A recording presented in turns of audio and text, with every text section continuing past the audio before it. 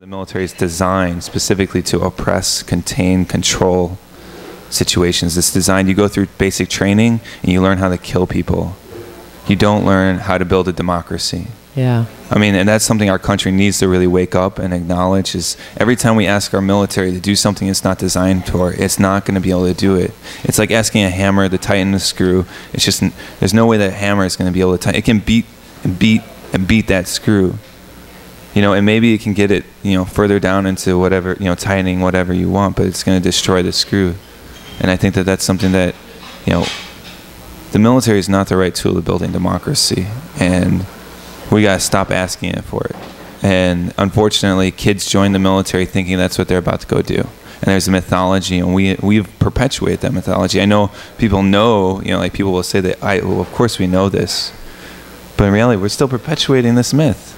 You know, the television commercials, and we allow that. That's our government dollars that are going into recruiting kids, telling them they're going to go help somebody in some third world country instead of stick a weapon into their house or in front of their kids, or you know, that's what we're telling people. We're not asking people. We're saying, what, you know, will you die for your country? We're not saying, well, are you willing to kill for your country? And are you willing to watch your brothers and sisters die for your country? And is it your country, or is it an interest of a very select few? And that's what I saw. I saw, you know, it was about a very select few of individuals that were profiting off the situation. I didn't even have a plate for my flak vest off of it.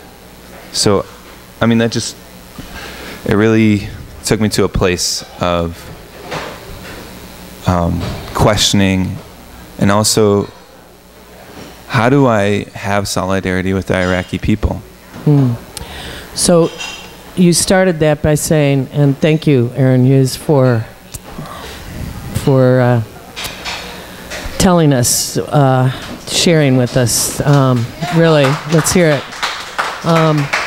You said a lot in that little bit, and I'm going to give you a lot more time to say more. You started that by saying there's over 2 million GIs returned, and they're angry and disillusioned.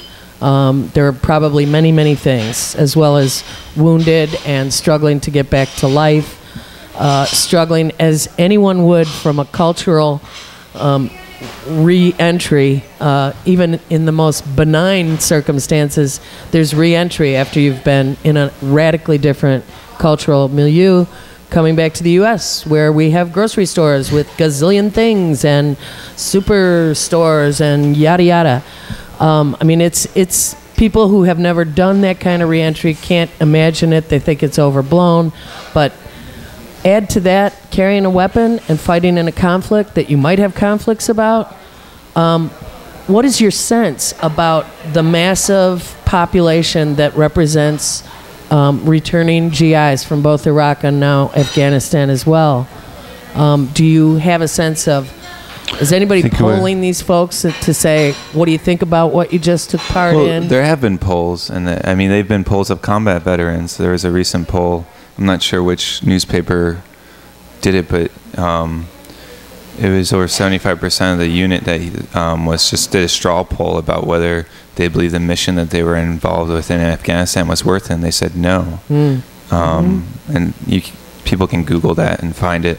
I don't have the specific facts, but I think, you know, I think the bigger issue is right now people are facing 6 and 7 deployments, and these deployments are over a year. I say there's over 2 million veterans, but we're not all in the population yet. We're still being redeployed and redeployed. And we're extremely disempowered community. And what I mean by that, our voices are not heard. Our voices are repressed. And when they are heard, it's heard for specific political agendas within the mainstream predominantly. And it's to highlight and tokenize GIs and veterans, instead of actually creating a space to hear the complexities of the situation and what people are dealing with. And I think that that's the challenge. You know, are we going to dive into the complexities of the reality? And even today, you know, I have a brother here in Chicago that he's an Iraq veteran. He went to Iraq as a truck driver. Currently, his unit is about to deploy to Afghanistan. The day he went to turn in his CO, conscientious objector packet, was the day he was told he's getting deployed to Afghanistan. And he's been conflicted because these 18-year-old kids that haven't been, that don't know anything about the war, are going over there, and they're afraid, and they're asking him to stand with them. And he's asking them, you know, like he's trying to educate them and like talk to them about the situation that they're about to be in, and the fact that they do have options, but those options are so far, they're so hidden. Right. You know, today we have 60,000 AWOL soldiers. We don't talk about those folks. We have a lot of folks that have PTSD that, you know, after experiencing massive traumatic experiences, and instead of being held in those traumatic spaces within the military, they fled because they couldn't get the help they needed. And I think that's one of the biggest issues is the military itself is breaking underneath its own weight. One. Two, the veterans. Say that again. The military itself is breaking underneath its own weight. And what I mean by that is there's just so many soldiers that are dealing with traumatic brain injury, the military sexual trauma issue. 1 in 3 women in the military are sexually assaulted, and then they're told that they have to stay in the military. They're not given an automatic out and not provided automatic support and care and compensation for that. If that happened in any civilian sector, that corporation would be held responsible for that. Bingo. Yep. And the same thing's happened with the post-traumatic stress. I had a brother. He's an Army Ranger. He's already dealing with post-traumatic stress disorder. They had to send him on, but right before the week before he got deployed, they had to put him. They said, you have to go spend a week by yourself to decompress before you get deployed, so you can handle the situation, because he was dealing with so much tension.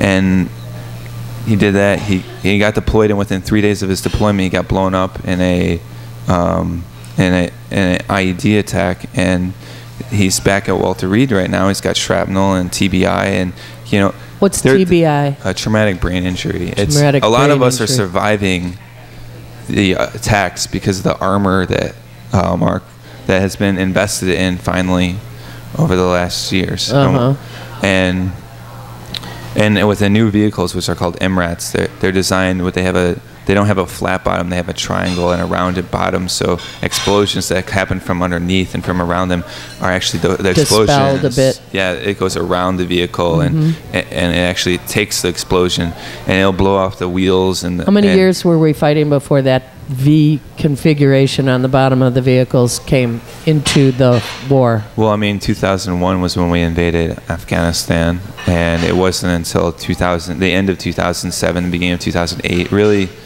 2008, when those vehicles began to become readily accessible. And the reality is, like, this member of Iraq Veterans Against the War, he's getting deployed, and he never had any training on these vehicles that he's going to go fall in Afghanistan in one of the largest offensives that our military has ever done. You know, I mean, we're about to operate. I mean, the deaths are going to go up, the casualties are going to go up, the number of civilian deaths are going to go up, because we're beginning this massive offensive. And yeah, I just heard this morning a report on huge numbers of losses, 57 of which are U.S. troops in the last, couldn't hear the report whether it was 2 weeks or a month in Afghanistan alone, and that there are, I mean, I understood us to be doing some sort of surge type event in Afghanistan beginning a couple months ago or so. And if the way you described the surge in Iraq is going to be transferred to Afghanistan, again, just a waste and loss of life, and waste of our precious treasures, you all, and of course the budget, which is incredible. Think of flying vehicles over there, or coursing them across the oceans, or however they get all of the material to the front, as it were. And of course, the front, as you said, is not a front. You've got people. You went in to help people. You went into the National Guard to sandbag the Mississippi River, and to help out in emergencies at home.